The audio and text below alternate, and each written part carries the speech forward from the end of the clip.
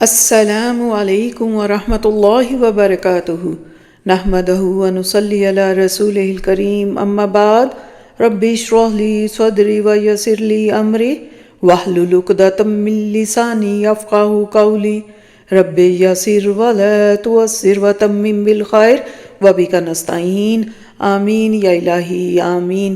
امید ہے آپ سب لوگ خیر سے ہوں گے۔ اللہ کے حکم سے آج ہم 21واں پارہ سٹارٹ کر رہے ہیں۔ یہ سورہ العنکبوت کی آیت 45 سے شروع ہو رہا ہے اور جس کا مضمون ہے اللہ کا ذکر۔ تو بسم اللہ کرتے ہیں۔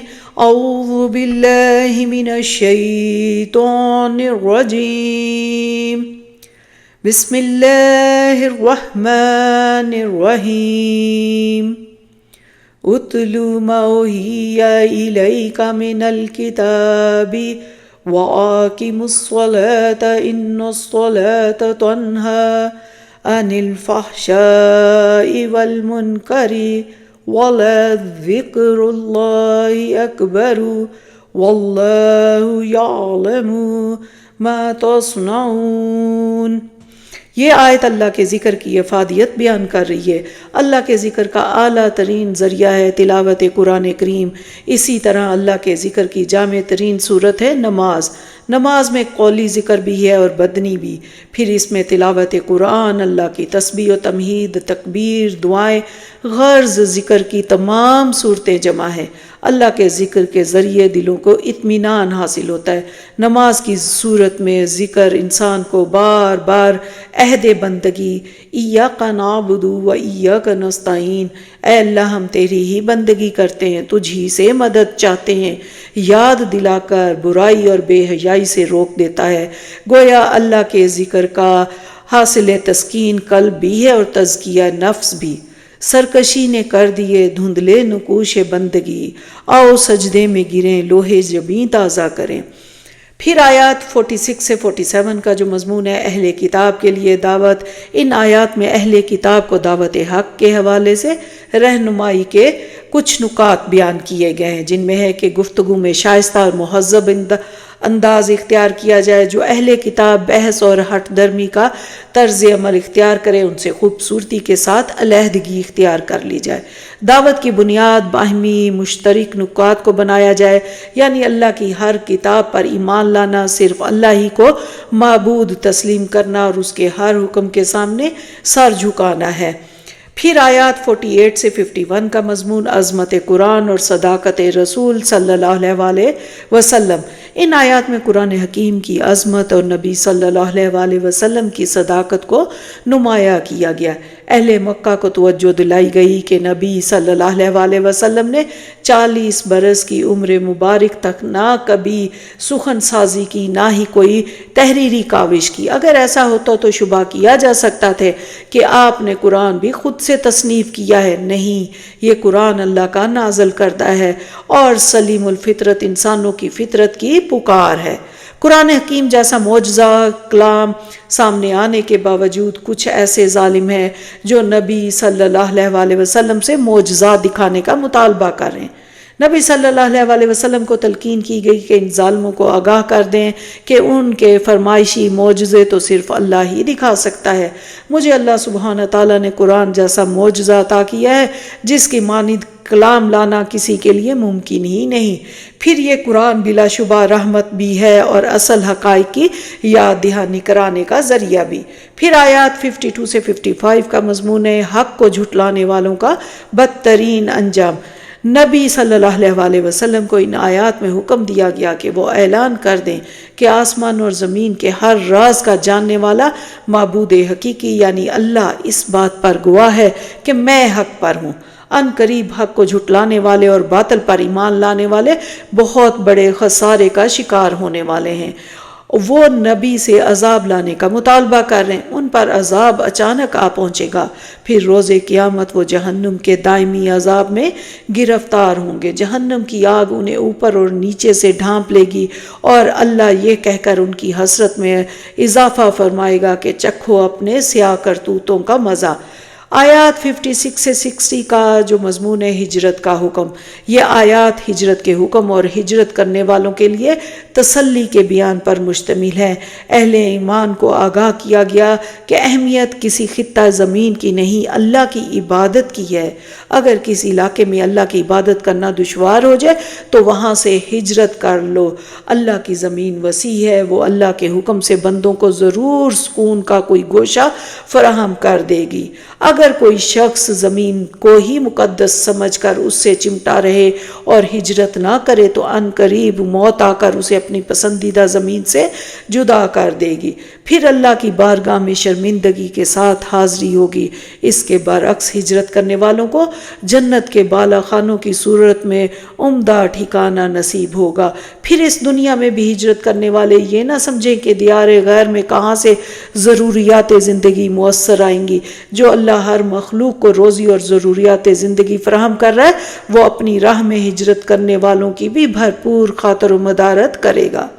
اس کے بعد آیات 61 سے 63 کا مضمون ہے حق واضح کرنے والے 2 سوالات۔ ان آیات میں شرک کرنے والوں سے 2 ایسے سوالات پوچھے گئے جو انہیں سوچنے اور حق کا اعتراف کرنے پر مجبور کرنے کے لیے کافی ہیں۔ پہلا یہ تھا کہ بتاؤ تمام آسمان اور زمین کس نے بنائے ہیں؟ سورج اور چاند کو انسانوں کی خدمت میں کس نے لگایا ہے؟ جواب میں مشرکین بول پڑے کہ یہ کاریگری اللہ ہی کی ہے۔ انہیں آگاہ کیا گیا کہ اللہ نہ صرف کائنات کا خالق ہے، اس کا نظام چلانے والا ہے، بلکہ وہی ہر انسان کو رزق دینے والا بھی ہے۔ اس نے کسی کا رزق وسیع کر دیا اور کسی کا محدود۔ بلا شبہ وہ ہر انسان کی مصلحت سے واقف ہے۔ دوسرا پوائنٹ یہ کہ بتاؤ آسمان سے بارش کون برساتا ہے؟ بارش کے ذریعے مردہ زمین کو زندہ کر کے نباتات کون اگاتا ہے؟ مشرکین پھر پکار اٹھے کہ یہ قدرت صرف اللہ ہی کی ہے، بلا شبہ اللہ ہی ہر خوبی اور کمال کا مالک ہے، لیکن افسوس انسانوں کی اکثریت غور نہیں کرتی۔ اس کے بعد آیت 64 کا جو مضمون ہے دنیا کی زندگی محض چند روزہ۔ اس آیت میں ایک ایسا مضمون بیان کیا جا رہا ہے جو پیش نظر رکھنے سے انسان کی سوچ اور ترجیحات کا رخ بدل جاتا ہے۔ یہ مضمون دنیا کی زندگی کی حقیقت اور آخرت کی زندگی کی ابدیت کا بیان ہے۔ دنیا کی محدود زندگی کو آخرت کی لامحدود زندگی سے کوئی نسبت ہو ہی نہیں سکتی۔ دنیا کی زندگی چند روز کی ہے اور جبکہ آخرت کی زندگی ہمیشہ رہنے والی ہے۔ البتہ یہ تمام حالات عارضی ان قریب موت کے بعد ہر ایک کو خواہ امیر ہو یا فقیر ایک جیسے کفن اور ایک جیسی قبر کی کوٹڑی میں قیامت کا انتظار کرنا ہے۔ اس کے بعد پھر دائمی بدلہ ہوگا جو ہمیشہ ہمیشہ کی جنت یا ہمیشہ ہمیشہ کی جہنم کی صورت میں ظاہر ہوگا۔ پھر آیات 65 سے 66 کا مضمون ہے اللہ کا کرم، بندوں کا ظلم۔ بحری سفر کے دوران انسان پر خوف طاری رہتا ہے کہ کہیں کوئی طوفان نہ آ جائے اور کشتی یا جہاز ڈوب نہ جائے، اور وہ صرف اللہ ہی سے سلامتی کی دعائیں کرتا ہے۔ وہ جانتا ہے کہ اس مشکل سے صرف اللہ ہی بچا سکتا ہے۔ البتہ جب اللہ خشکی پر باز سلامت پہنچا دیتا ہے تو کچھ لوگ اللہ کے ساتھ من گھڑت معبودوں کو بھی پکارنا شروع کر دیتے ہیں۔ بندوں کی یہ ناشکری اور سرکشی تھوڑے سے وقت کے لیے ہے، ان قریب محاسبہ ہوگا، انہیں اپنی مشرکانہ روش کا خمیازہ بھگتنا پڑے گا۔ آیات 67 سے 68 کا مضمون ہے مشرکین مکہ کی سرکشی۔ اللہ نے مکہ میں حدود حرم مقرر فرما کر اس شہر کو امن کا گہوارہ بنا دیا۔ اطراف میں جنگ و جدل ہوتا رہتا لیکن مکہ میں امن و امان کی فضا قائم رہتی۔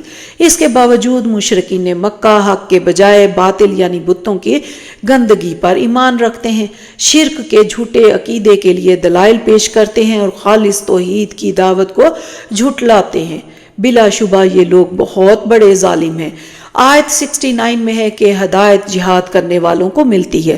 سورہ عنکبوت کی اس آخری آیت میں بڑے تاکیدی اسلوب میں آگاہ کیا گیا جو لوگ اللہ کی راہ میں مال و جان سے جہاد کرتے ہیں، اللہ انہی کو اپنے راستے کی ہدایت دیتا ہے۔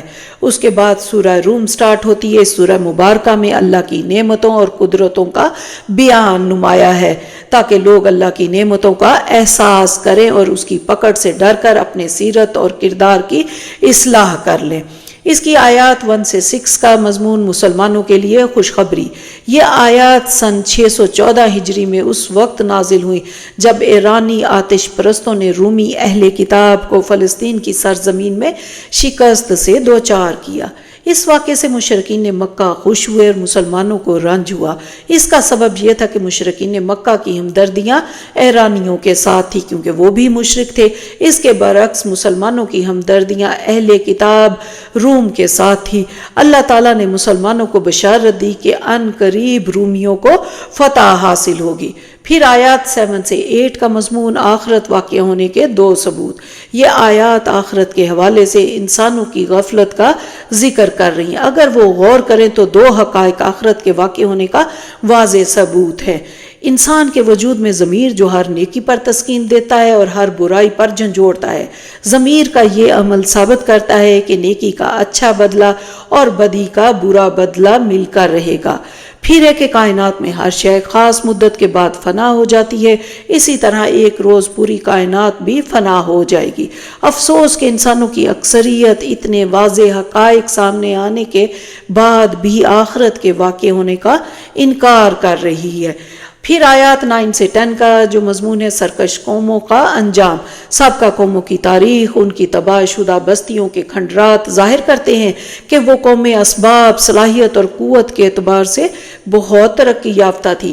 البتہ جب ان کے پاس اللہ کے رسول واضح تعلیمات کے ساتھ آئے تو انہوں نے اپنی دنیاوی ترقی اور علم کی بنیاد پر رسولوں کی دعوت کو حقارت سے جھٹلا دیا۔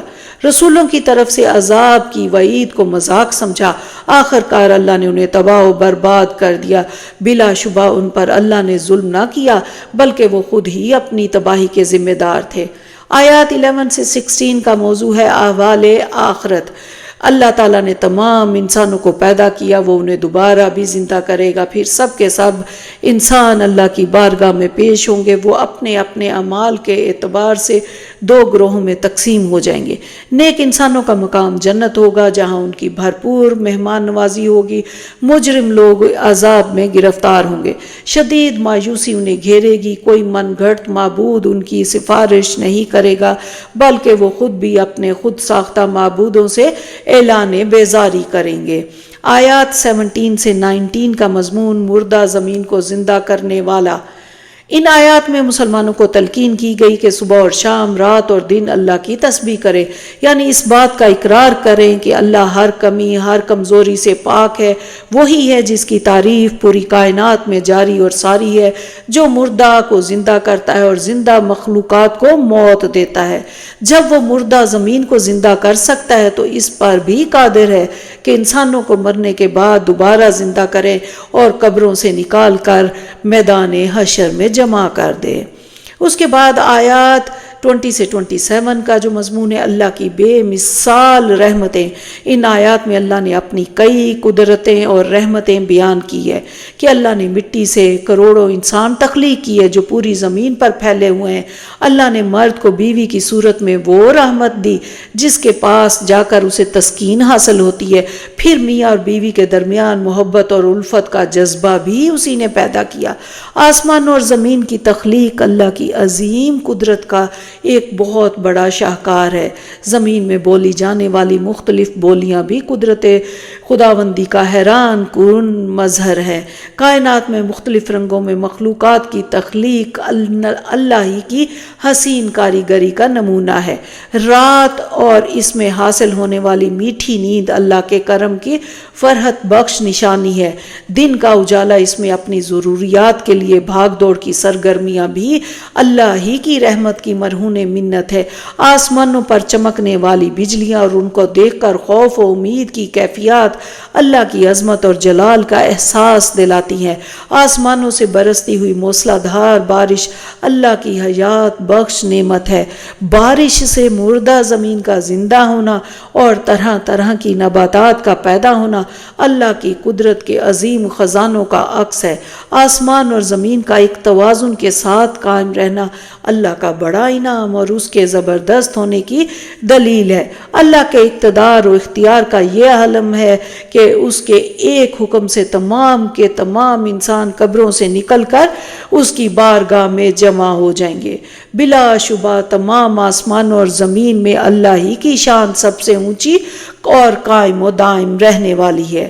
پھر اس کے بعد آیات 28 سے 29 کا مضمون شرک کی نفی ایک مثال کے ذریعے۔ یہ آیات ایک واضح مثال کے ذریعے شرک کی نفی کر رہی۔ غور کرو، کیا کوئی آقا اپنے غلام کو اپنے مال اور اختیارات میں برابر کا حصے دار بناتا ہے؟ کیا غلام کی ضروریات اور آرام کے لیے وہی کچھ کرتا ہے جو اپنے لیے کرتا ہے؟ جب ایک انسان دوسرے انسان کو اپنے برابر بنانے کے لیے تیار نہیں تو کیسے ممکن ہے کہ خالق اپنی مخلوق کو اپنے ساتھ شریک کر لے گا؟ اصل بات یہ ہے کہ مشرکین اپنی خواہشات کی پیروی کر رہے ہیں۔ ایسے لوگوں کو زبردستی ہدایت نہیں دی جا سکتی۔ اس کے بعد آیات 30 سے 32 کا مضمون فطرت کی پکار۔ یہ آیات آگاہ کر رہی ہیں کہ انسان کی فطرت میں اللہ کی معرفت، اس سے لو لگانے کی خواہش اور صرف اسی کی اطاعت کا جذبہ رکھ دیا گیا۔ اسی کا نتیجہ ہے کہ انسان اگر برائی کرتا ہے تو اسے اپنے اندر ایک خلش سی محسوس ہوتی ہے، کیونکہ برائی سے اللہ ناراض ہوتا ہے۔ اس کے برعکس ہر نیکی سے انسان کے اندر خوشی کی لہر اٹھتی ہے، کیونکہ نیکی سے اللہ خوش ہوتا ہے۔ انسانوں کو چاہیے کہ وہ فطرت کی پکار کے مطابق طرز عمل اختیار کرتے ہوئے اللہ کی نافرمانی سے بچے، اسی سے لو لگانے کے لیے نماز قائم کریں۔ یہ ہے بالکل خالص دین۔ کچھ باتوں میں اللہ کی اطاعت کرنا اور کچھ میں نہ کرنا دراصل دین کے ٹکڑے کرنا ہے۔ دین کی وحدت کو پارا پارا کرنے والے در حقیقت مشرک ہیں، اس لیے کہ وہ کچھ اللہ کی مانتے ہیں اور کچھ اپنی خواہش نفس کی۔ اس کے بعد آیات 33 سے 37 کا مضمون انسانوں کا غیر متوازن طرز عمل۔ ان آیات میں انسانوں کی اکثریت کے خود غرضانہ طرز عمل کا بیان ہے۔ جب انہیں کوئی تکلیف پہنچتی ہے تو گڑ گڑاتے ہوئے اللہ سے دعائیں کرتے ہیں، پھر جب اللہ تکلیف دور فرما دیتا ہے تو اسے اپنے خود ساختہ معبودوں کا کرم قرار دیتے ہیں۔ کیا ان کے پاس اپنے شرک کے لیے کوئی دلیل نہیں، حقیقت یہ ہے کہ کل اختیار صرف اور صرف اللہ کے پاس ہے۔ وہ جس کے لیے چاہتا ہے رزق کو وسیع کرتا ہے، جس کے لیے چاہتا ہے تنگ کر دیتا ہے۔ جو لوگ واقع حق پر ایمان لانا چاہیں ان کے لیے اس حقیقت میں معرفت اور ہدایت کا سامان ہے۔ آیات 38 سے 40 کا مضمون قرب الہی کے حصول کے لیے رہنمائی۔ جو انسان اپنے رب کی قربت حاصل کرنا چاہتا ہے اسے چاہیے کہ وہ اپنے مستحق قرابت داروں، محتاجوں اور مسافروں کی مدد کے لیے مال خرچ کرے۔ وہ یہ نیکی نفلی صدقات کے ذریعے بھی انجام دے سکتا ہے اور زکوٰۃ کے ذریعے بھی۔ اس کے برعکس مال کو سود حاصل کرنے کا ذریعہ بنانا اللہ کو ناراض اور اس کی قربت سے محروم کر دیتا ہے۔ ہمیں اس اللہ کو راضی کرنے کی پوری کوشش کرنی جس نے ہمیں پیدا کیا، ہمیں رزق اور تمام ضروریات زندگی عطا کی۔ وہی ہمیں موت دے گا، پھر دوبارہ زندہ کرے گا۔ ہمیں اس کے سامنے جواب دہی کے لیے حاضر ہونا ہے۔ آیات 41 سے 46 کا مضمون قوموں پر عذاب گناہوں کی وجہ سے آتا ہے۔ ان آیات کی روح سے لوگوں پر آفات اور عذاب ان کے گناہوں کی وجہ سے آتے ہیں۔ ان عذابوں کے ذریعے اللہ قوموں کو جھنجھوڑتا ہے تاکہ وہ اپنی روش پر توبہ کریں اور نیکی کی راہ اختیار کریں۔ تاریخ اس بات پر گواہ ہے کہ عذاب ان قوموں پر آیا جو شرک کا جرم کر رہی تھی یا اللہ کے دین کے حصے الگ کر رہی تھی۔ کچھ احکام پر عمل کرتی تھی اور کچھ احکام کو نہ مانتی تھی۔ پھر آیات 43 سے 45 کا جو مضمون ہے عذاب سے بچنے کی راہ۔ یہ آیات ہدایت دے رہی ہیں کہ اللہ کے عذاب سے بچنے کے لیے ہمیں اپنا رخ خالص دین کی طرف کرنا چاہیے، یعنی زندگی کے ہر گوشے میں اللہ کی اطاعت کرنی چاہیے۔ ان قریب یوم الحساب آنے والا ہے۔ اس روز انسان دو گروہ میں تقسیم ہو جائیں گے۔ اللہ کے نافرمان دائمی عذاب سے دوچار ہوں گے، اللہ کے وفادار اور فرما بردار بہترین اجر و ثواب اور اللہ کے فضل و کرم سے سرفراز ہوں گے۔ آیات 46 سے 47 کا جو مضمون ہے اللہ کی نعمتیں۔ ان آیات میں اللہ کی کئی نعمتیں اور قدرتیں بیان کی گئی ہیں۔ بارش سے قبل ٹھنڈی ہواؤں کا خوشخبری لے کر آنا، بارش کی صورت میں اللہ کی رحمت کا برسنا، دریاؤں اور سمندروں میں کشتیوں کا چلنا جن کے ذریعے بڑے پیمانے پر تجارتی سرگرمیاں جاری رہتی ہیں، لوگوں کی ہدایت کے لیے رسولوں کا بھیجنا، سرکش قوموں کو ہلاک کر کے اہل ایمان کی مدد کرنا۔ اس کے بعد آیات 48 سے 53 کا مضمون ہے بارش اور اس کی برکات۔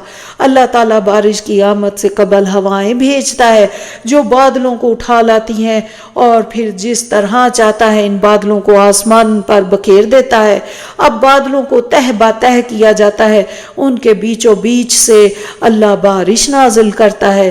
اللہ اپنے بندوں میں سے جس پر چاہتا ہے یہ بارش برساتا ہے، وہ خوشی سے جھوم اٹھتے ہیں۔ بارش کے نزول سے قبل یہی لوگ بڑی مایوسی کا شکار تھے۔ اب بارش سے اللہ مردہ زمین کو زندہ کرتا ہے، اس میں طرح طرح کی نباتات اگاتا ہے۔ جس طرح اللہ نے زمین کو زندہ کیا وہ مردہ کو بھی زندہ کرنے پر قادر ہے۔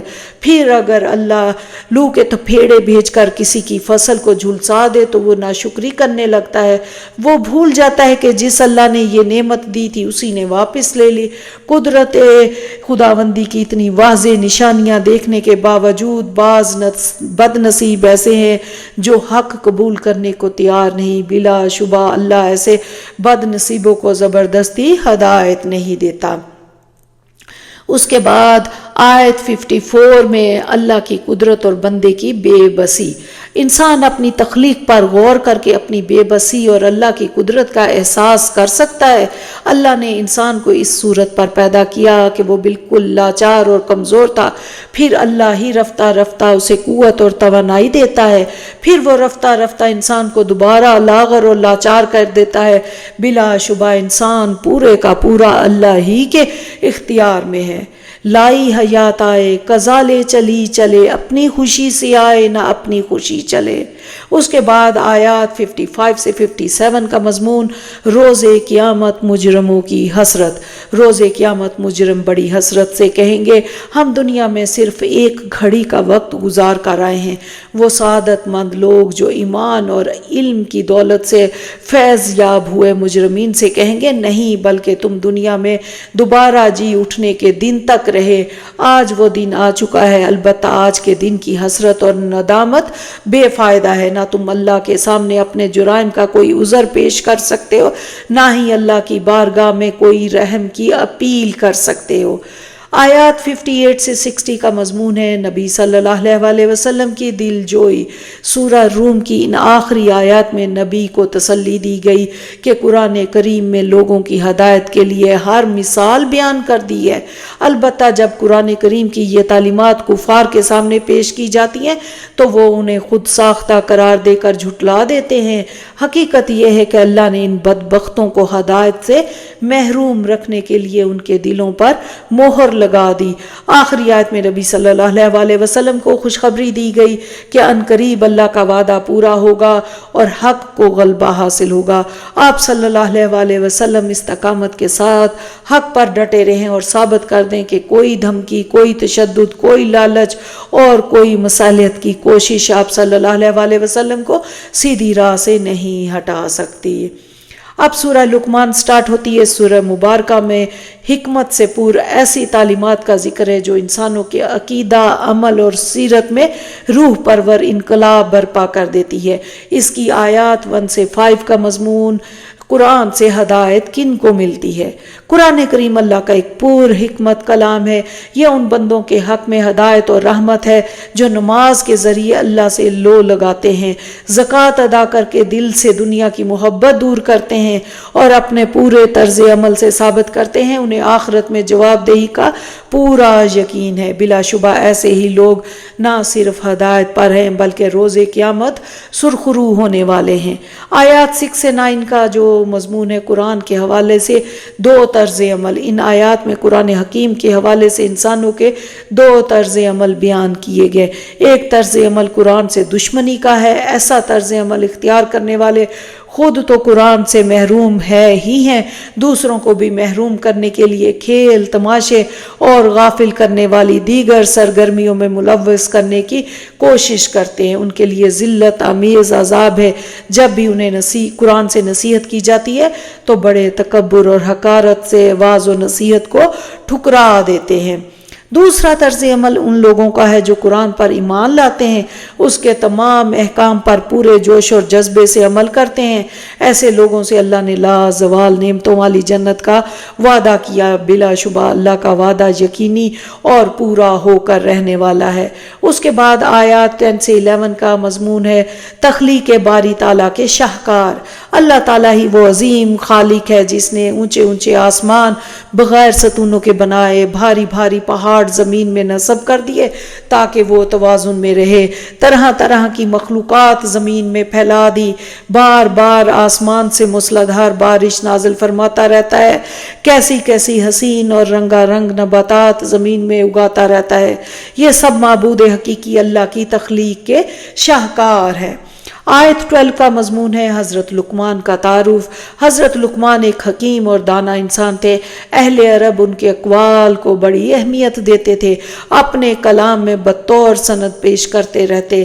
اللہ نے حضرت لقمان کو نصیحت کی تھی کہ وہ اللہ کا شکر ادا کریں کیونکہ انہیں حکمت کی صورت میں بہت بڑی دولت دے دی گئی، اور جسے حکمت دی گئی اسے تو بہت بڑی بھلائی دے دی گئی۔ حکیم انسان اس حقیقت کو جان لیتا ہے کہ اس کائنات کا خالق اور محسن حقیقی صرف اللہ ہے۔ اور پھر اس کے بعد آیت 13 میں حضرت لقمان کی اہم ترین نصیحت، حضرت لقمان نے اپنے بیٹے کو نصیحت کرتے ہوئے تلقین کی کہ اللہ کے ساتھ کسی کو بھی شریک نہ کیا جائے، نہ کوئی اس قابل ہے کہ اسے اونچا کر کے اللہ کے برابر کر دیا جائے، نہ ہی اللہ میں ایسی کوئی کمی ہے کہ اسے نیچے کر کے مخلوق کے برابر قرار دیا جائے۔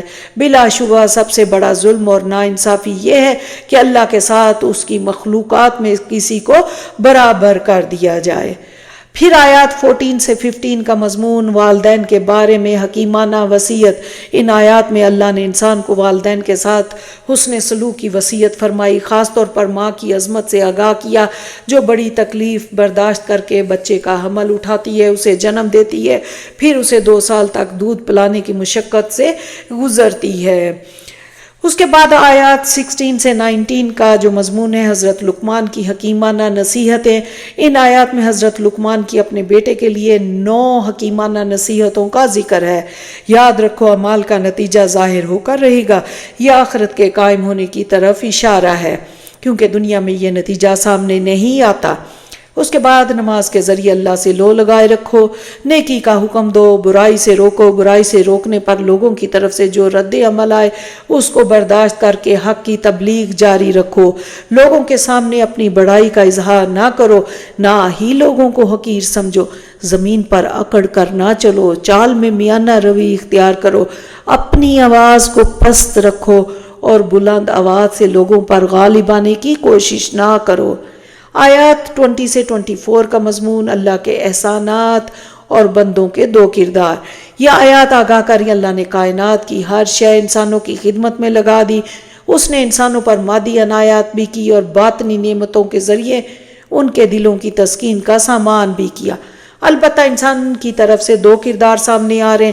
پہلا کردار ان بد نصیبوں کا جو اللہ کی ہدایت کے بارے میں شکوک و شبہات کا اظہار کرتے ہیں، اللہ کے کلام کی پیروی کے بجائے آباء و اجداد کے عقیدے اور رسومات کو ترجیح دیتے ہیں۔ ایسے لوگوں کو چند روز کی مہلت دی جا رہی ہے، اگر باز نہ آئے تو سخت عذاب میں مبتلا کر دیے جائیں گے۔ دوسرا کردار ان نیک بندوں کا جو اپنا سر تسلیم اللہ کے احکام کے سامنے خم کر چکے ہیں، وہ اللہ کی رضا کے لیے نیکیوں پر کاربند ہے۔ ایسے لوگ عن قریب لازوال نعمتوں سے فیض یاب ہوں گے۔ آیات 25 سے 30 کا مضمون عظمت باری تعالیٰ۔ ان آیات میں اللہ سبحانہ تعالیٰ کی بلند شان کے مظاہر بیان کیے گئے۔ اللہ ہی تمام آسمانوں اور زمین کا خالق اور مالک ہے۔ ان دونوں میں اللہ کی حمد و ثنا مسلسل جاری ہے۔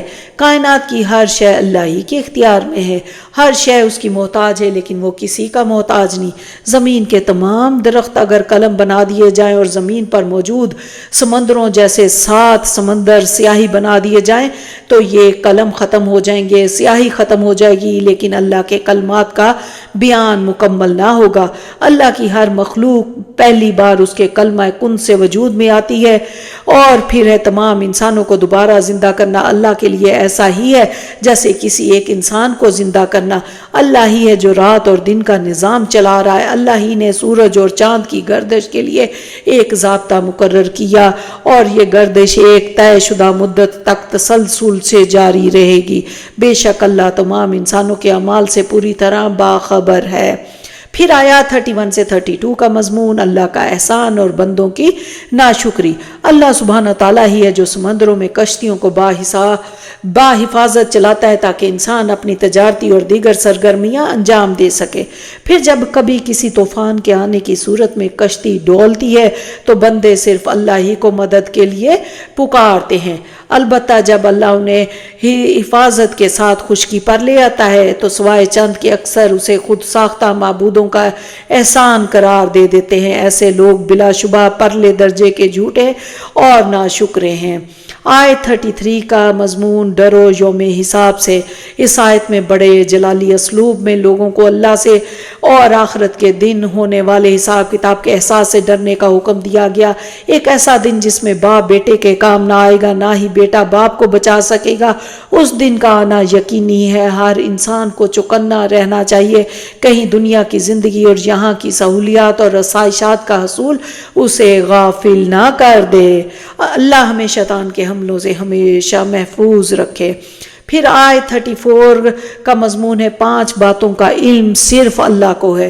یہ آیت آگاہ کر رہی ہے کہ 5 باتوں کا صرف علم اللہ ہی کو ہے۔ قیامت کب واقع ہوگی، بارش کب اور کہاں اور کتنی نازل ہوگی، ماں کے رحم میں کیا ہے یعنی لڑکا یا لڑکی، نیک یا بد ذہین یا کند ذہن، کوئی انسان آنے والے روز کیا سرگرمیاں انجام دے گا، کسی انسان کی موت کس جگہ پر واقع ہوگی۔ پھر سورہ سجدہ سٹارٹ ہوتی ہے۔ اس سورہ سجدہ کے بارے میں سنن دارمی میں حضرت جابر سے روایت ہے کہ نبی صلی اللہ علیہ وسلم رات کو نہیں سوتے تھے جب تک سورہ سجدہ اور سورہ ملک کی تلاوت نہ کر لیتے۔ اس کی آیات 1 سے 3 کا مضمون ہے عظمت قرآن۔ ان آیات میں اعلان کیا گیا کہ بلا شبہ قرآن حکیم اللہ تعالیٰ کی نازل کردہ کتاب ہے۔ یہ کسی انسان کا دیا ہوا کلام نہیں بلکہ اللہ کی طرف سے حق ہے۔ اس کے نزول کا مقصد یہ ہے کہ نبی صلی اللہ علیہ وسلم بنفس نفیس ان اہل عرب کو اللہ کا پیغام پہنچا دے جن کے پاس حضرت اسماعیل کے بعد 2500 برس سے کوئی رسول نہیں آیا۔ پھر آیات 4 سے 9 کا مضمون عظمت باری تعالیٰ۔ یہ آیات عظمت باری تعالیٰ کے درجہ ذیل بیان کر رہی ہے۔ اللہ نے 6 مراحل میں تمام آسمان، زمین اور ان کے درمیان کی کائنات تخلیق فرمائی۔ کائنات کا پورا نظام اللہ ہی چلا رہا ہے۔ انسانوں کے لیے اللہ کے سوا کوئی مددگار اور مشکل کشا نہیں۔ زمین پر انجام پانے والے تمام امور کی منصوبہ بندی اللہ ہی کرتا ہے۔ اللہ نے ہر شے کو بہت عمدہ بنایا ہے اور انسانوں کو تو خاص طور پر بہترین ساخت میں پیدا کیا ہے۔ پھر ہر انسان کو سمجھ بوجھ اور عقل دی تاکہ وہ اپنے حوالے سے نفع نقصان خیر و شر کا فیصلہ کر سکے۔ پھر آیات 10 سے 11 کا مضمون تنزیہ اعتراض۔ کفار اعتراض کرتے تھے کہ کیسے ممکن ہے جب ہم مرنے کے بعد مٹی میں گل سڑ جائیں تو ہمیں دوبارہ زندہ کیا جا سکے گا۔ جواب دیا گیا کہ یہ اللہ کے سامنے حاضر ہو کر اپنے سیاہ اعمال کا جواب دینا نہیں چاہتے، انہیں پسند ہو یا نہ پسند ہو۔ حقیقت یہ ہے کہ موت کے فرشتے کو حکم دے دیا گیا ہے، وہ کب کس کو موت سے دوچار کرے گا، پھر کوئی چاہے یا نہ چاہے اسے اللہ کی بارگاہ میں حاضر ہو کر اپنے اعمال کا حساب دینا ہوگا۔ آیات 12 سے 14 کا جو مضمون ہے مجرموں کا روز قیامت برا انجام۔ روز قیامت مجرم اللہ کے سامنے سر جھکا کر گھٹنوں کے بل گرے ہوں گے، فریاد کر رہے ہوں گے کہ ہمیں دوبارہ دنیا کی زندگی میں بھیج کر اپنی اصلاح کا ایک موقع دے دیا جائے۔ اللہ کی طرف سے جواب دیا جائے گا کہ اب تو اصل حقائق تم نے دیکھ ہی لیے، اس کے بعد تو ہر شخص ایمان لے آئے گا۔ اصل ایمان تو دنیا میں رہتے ہوئے غیب کے ساتھ یعنی بن دیکھے مطلوب تھا، اب واپسی کی کوئی راہ نہیں۔ اس کے بعد آیات 15 سے 17 کا مضمون مومنوں کا طرز عمل اور حسین انجام۔ یہ آیات مومنوں کے پاکیزہ کردار کا نقش واضح کر رہی ہیں۔ جب انہیں اللہ کے احکام کی یاد دہانی کرائی جاتی ہے تو وہ فوراً سر تسلیم خم کر دیتے ہیں۔ وہ اللہ کی تسبیح اور حمد کا مسلسل اہتمام کرتے ہیں۔ وہ ہر قسم کے تکبر اور بڑائی سے اجتناب کرتے ہیں۔ وہ راتوں کو اٹھ کر بارگاہ الہی میں سجدہ ریز ہوتے ہیں۔ اللہ کے خوف اس سے امید کے احساسات کے ساتھ گڑ گڑاتے ہوئے دعائیں کرتے ہیں۔ اللہ نے انہیں جو بھی رزق دیا اس میں سے اللہ کی راہ میں خرچ کرتے ہیں۔ اللہ تعالیٰ فرماتا میں نے اپنے نیک بندوں کے لیے وہ نعمتیں تیار کی ہیں جنہیں نہ کسی آنکھ نے دیکھا، نہ کسی کان نے ان کا ذکر سنا، نہ ہی کسی دل پر ان کا خیال گزرا۔ اس کے بعد آیات 18 سے 20 کا جو مضمون ہے مومن اور فاسق برابر نہیں ہو سکتے۔ یہ آیات واضح کر رہی کہ اللہ کے فرما بردار اور نافرمان بندے برابر نہیں ہو سکتے۔ شیطان یہ دھوکہ دیتا ہے کہ اللہ بہت غفور و رحیم ہے، وہ سب کو بخش دے گا، گویا اللہ کے احکام پر عمل کرنا یا نہ کرنا برابر ہے۔ نہیں، ایسا نہیں ہے۔ جو لوگ ایمان لا کر نیک اعمال کریں گے ان کے ٹھکانے ہمیشہ ہمیشہ کی جنت ہے۔ اس کے برعکس جو لوگ اللہ کے احکام کو توڑتے ہوئے ان کا ٹھکانہ جہنم کی دہکتی ہوئی آگ ہے۔ وہ جب بھی آگ سے نکلنے کی کوشش کریں گے دوبارہ اس میں دھکیل دیے جائیں گے۔ پھر آیات 21 سے 22 کا مضمون ہے بڑے عذاب سے پہلے چھوٹے عذاب آتے ہیں۔ ان آیات میں آگاہ کیا گیا کہ اللہ نافرمان قوموں پر بڑے عذاب سے پہلے چھوٹے چھوٹے عذاب بھیجتا ہے۔ حکمت یہ ہوتی کہ شاید لوگ چھوٹے عذاب سے لرز جائیں، اپنے گناہوں کا اعتراف کریں اور توبہ کر کے اپنی اصلاح کر لیں۔ البتہ ایسے لوگ سب سے بڑے ظالم ہیں جو نہ چھوٹے عذابوں سے کوئی سبق لیں، نہ ہی قرآن کے ذریعے کی جانے والی یاد دہانی سے اصلاح پر آمادہ ہوں۔ پھر آیات 23 سے 25 کا جو مضمون ہے امامت کا اعزاز کسے حاصل ہوتا ہے۔ بلا شبہ اللہ ہی نے حضرت موسیٰ کو کتاب عطا فرمائی۔ یہ کتاب بنی اسرائیل کے لیے ہدایت تھی۔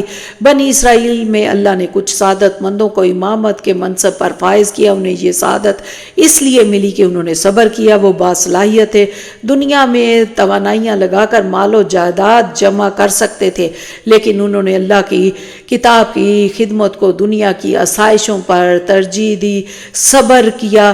یاد رکھے کہ ہدایت ہے تو ہر نعمت نعمت ہے، ہدایت نہیں تو بظاہر جو شے نعمت نظر آ رہی ہے وہ روز قیامت حساب کتاب کے وقت زحمت بن جائے گی۔ پھر آیات 26 سے 27 کا جو مضمون ہے دعوت غور و فکر۔ ان آیات میں دو اعتبارات سے غور و فکر کرنے اور حق کو قبول کرنے کی دعوت دی جا رہی ہے۔ ماضی میں کتنی ہی نافرمان قوموں کو اللہ نے ہلاک کیا، ان کی بستیوں کے کھنڈرات آج عبرت کی تصویر بنے ہوئے ہیں۔ کیا لوگ ان کے انجام پر غور و فکر کر کے سیدھی راہ کی طرف نہیں آئیں گے؟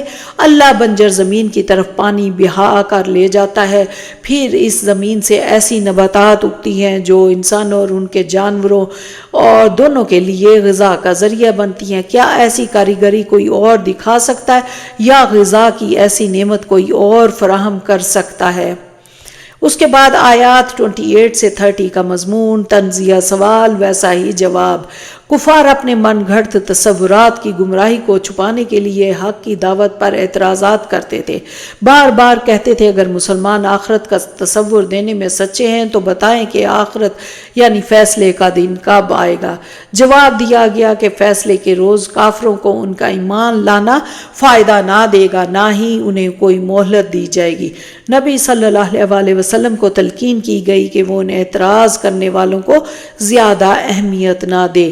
وہ حق کو قبول کرنے کے بجائے فیصلے کا انتظار کر رہے ہیں تو نبی صلی اللہ علیہ وسلم آپ بھی ان کی رسوائی کا منظر سامنے آنے کا انتظار کیجئے۔ اس کے بعد سورہ احزاب سٹارٹ ہوتی ہے۔ سورہ مبارکہ میں انتہائی معاشرتی احکام بیان کیے گئے ہیں جنہوں نے اسلامی معاشرے پر دوررس نتائج مرتب کیے۔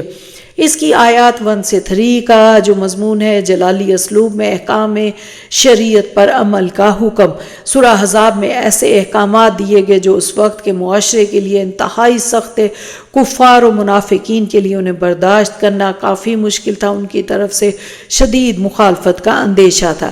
ایسے میں نبی صلی اللہ علیہ وسلم کو جلالی اسلوب میں تلقین کی گئی کہ آپ صلی اللہ علیہ وسلم احکام شریعت پر ڈٹے رہیں ہیں کفار اور منافقین کے دباؤ کو قبول نہ کریں اور اللہ پر مکمل توکل اور بھروسہ کریں۔ اللہ آپ صلی اللہ علیہ وسلم کا حامی اور ناصر ہوگا۔ پھر آیات 4 سے 5 کا مضمون 2 سخت احکام شریعت۔ ان آیات میں اس وقت کے معاشرے کے اعتبار سے 2 سخت احکامات دیے گئے۔ کہا گیا کہ زہار کی کوئی حیثیت نہیں۔ زہار سے مراد یہ ہے کہ ایک شخص قسم کھائے کہ میری بیوی مجھ پر اس طرح حرام ہے جیسے میری ماں۔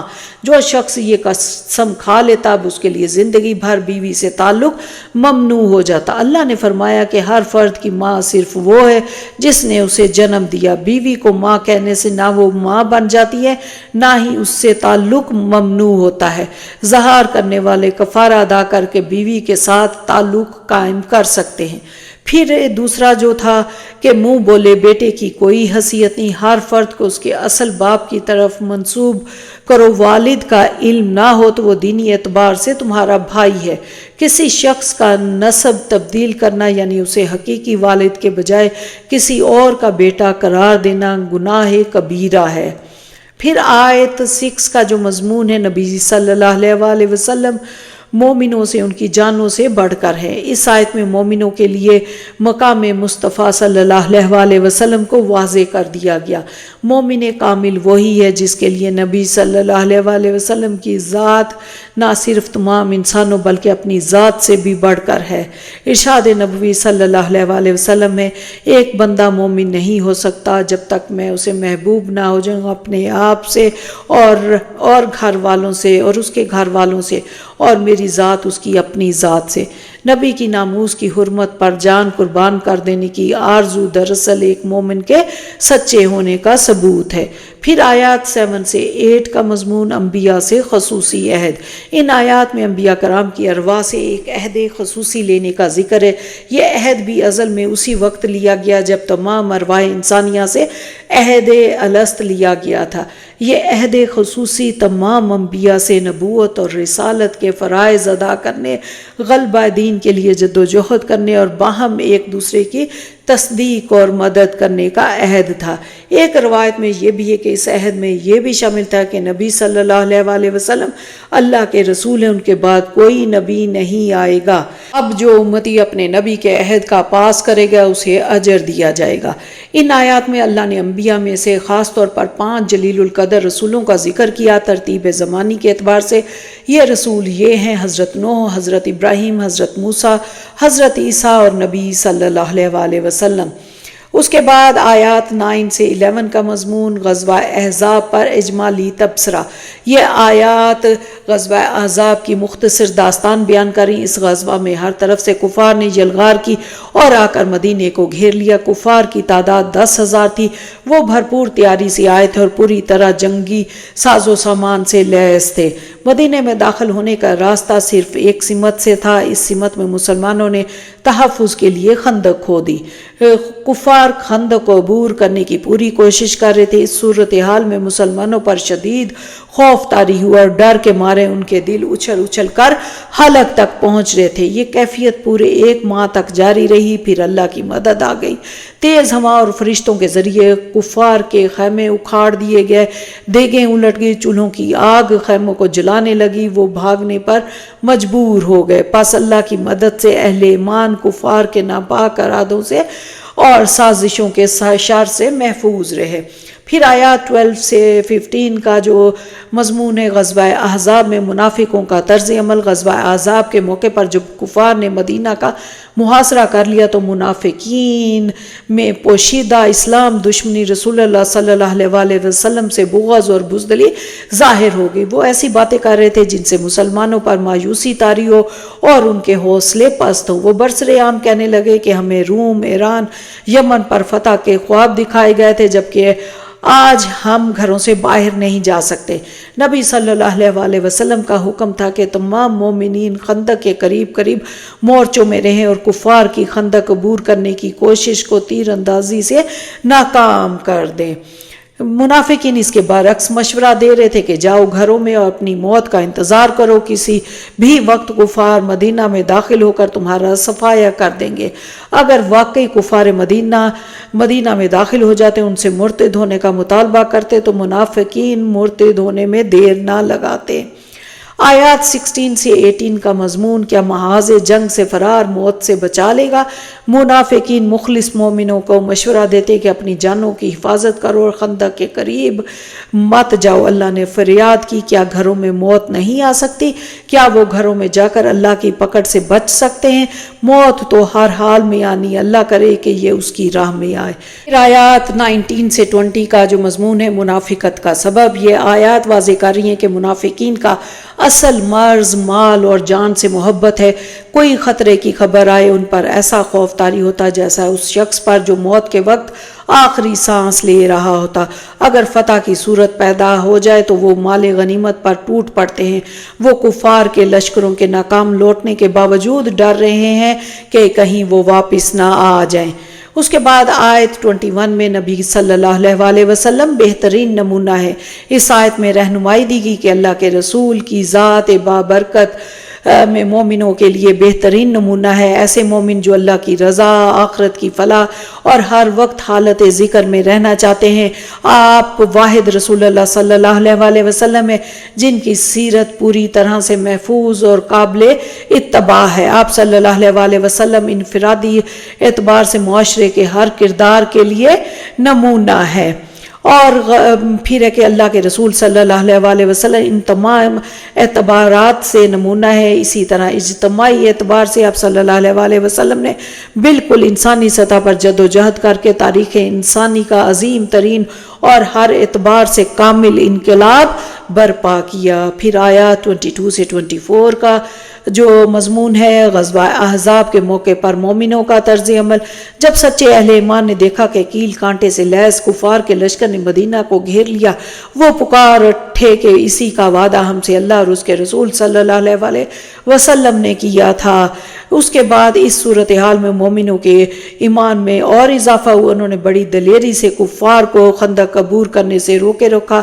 اس دوران چند صحابہ نے جام شہادت بھی نوش کیا، باقی بھی یہ سعادت حاصل کرنے کے لیے بے چین تھے۔ اللہ ان اہل ایمان کو ان کی سرفروشی کا بھرپور بدلہ عطا فرمائے گا۔ پھر آیت 25 میں کفار کے لشکروں کی ذلت امیز شکست۔ اس آیت میں کفار کے لشکروں کی ذلت امیز شکست اور واپسی کا ذکر ہے۔ ان کی تمام تیاریاں جنگی مصارف پر خرچ، جسمانی محنت اور تکلیف اور مدینہ کے محاصرے کی پورے 1 ماہ کی مشقت ضائع ہو گئی۔ ان کے ہاتھ کچھ نہ آیا، وہ مایوسی اور حسرت کے ساتھ اپنے اپنے علاقوں کو لوٹ گئے۔ آیات 26 سے 27 کا مضمون بنو قریظہ کی ذلت امیز تباہی۔ یہود کے قبیلہ بنو قریظہ نے غزوہ خندق کے دوران میثاق مدینہ کو توڑ کر کفار کے لشکروں سے گٹھ جوڑ کرنے کی کوشش کی۔ جب صحابہ کرام نے جا کر ان کو میثاق مدینہ کی یاد دہانی کرائی تو انہوں نے رسول کی شان اقدس میں گستاخی کی۔ کفار کے لشکروں کی واپسی کے بعد اللہ نے مسلمانوں کو حکم دیا کہ بنو قریظہ کو ان کی عہد شکنی کی سزا دو۔ مسلمانوں نے ان کے قلعوں کو گھیر لیا۔ انہوں نے بزدلی کا مظاہرہ کرتے ہوئے ہتھیار ڈال دیے اور حضرت سعد بن معاذ کو فیصلہ کے لیے منصف بنانے کی درخواست کی۔ نبی صلی اللہ علیہ وسلم نے یہ درخواست قبول کر لی۔ حضرت سعد بن معاذ نے تورات کی روشنی میں فیصلہ کر دیا کہ عہد شکنی کرنے والے قوم کے تمام جوانوں کو قتل کر دو، بچوں اور بوڑھوں اور عورتوں کو غلام بنا لو، تمام املاک کو مال غنیمت کے طور پر قبضہ میں لے لو۔ اس فیصلے پر عمل درآمد کیا گیا اور بنو قریظہ بدترین ذلت سے دوچار ہوئے۔ پھر آیات 28 سے 29 میں نبی صلی اللہ علیہ وسلم کی دنیا سے بیزاری۔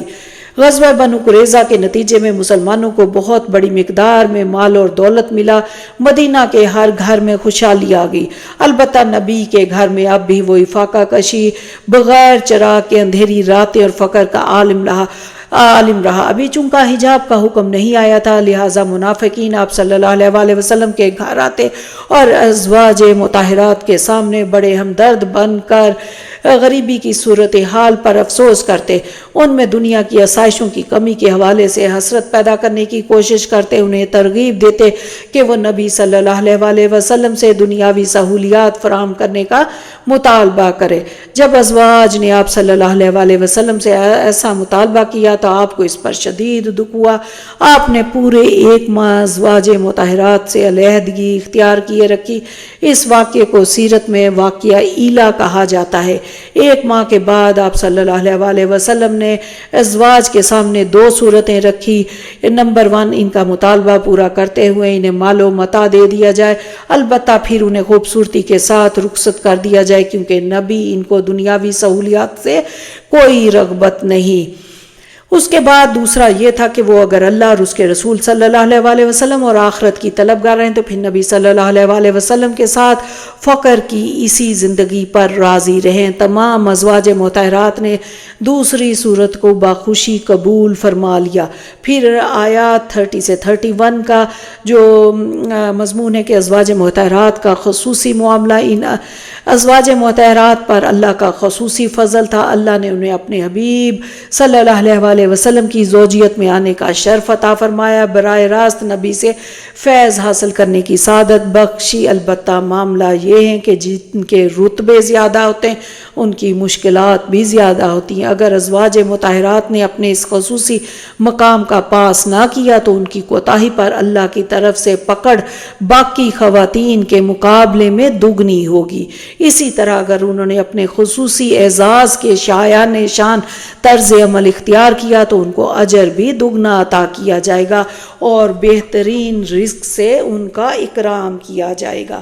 یہاں پر پارہ جو ہے 21 وہ مکمل ہوتا ہے، اور اب ہم اس میں غور و فکر و عمل کے کچھ پوائنٹس دیکھ لیتے ہیں۔ اس بارے میں سورہ عنکبوت کی آیت 45 میں نبی صلی اللہ علیہ وسلم سے خطاب ہے کہ جو آپ کی طرف وحی کی گئی ہے اس کی تلاوت کیجیے۔ تلاوت کرنے کے کئی مقاصد ہیں: اجر و ثواب کے لیے، معنی سمجھنا، تدبر اور تفکر، تعلیم، واعظ، نصیحت اور عمل کرنا۔ ان تمام مقاصد کے لیے تلاوت کرنا چاہیے۔ قرآن کی صرف تلاوت کافی نہیں، اس پر عمل کرنا بھی مطلوب ہے۔ اس عمل میں نماز سب سے پہلے آتی ہے۔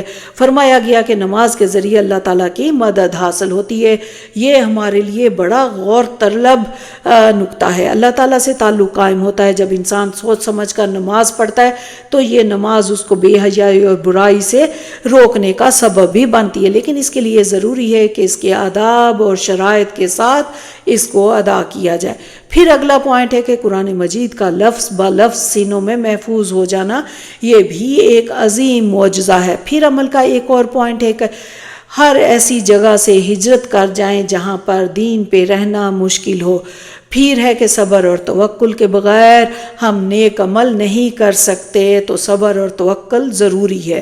پھر سورہ روم میں عمل کے پوائنٹ ہیں کہ ظاہری اور باطنی اسباب اللہ ہی کے ہاتھ میں ہے۔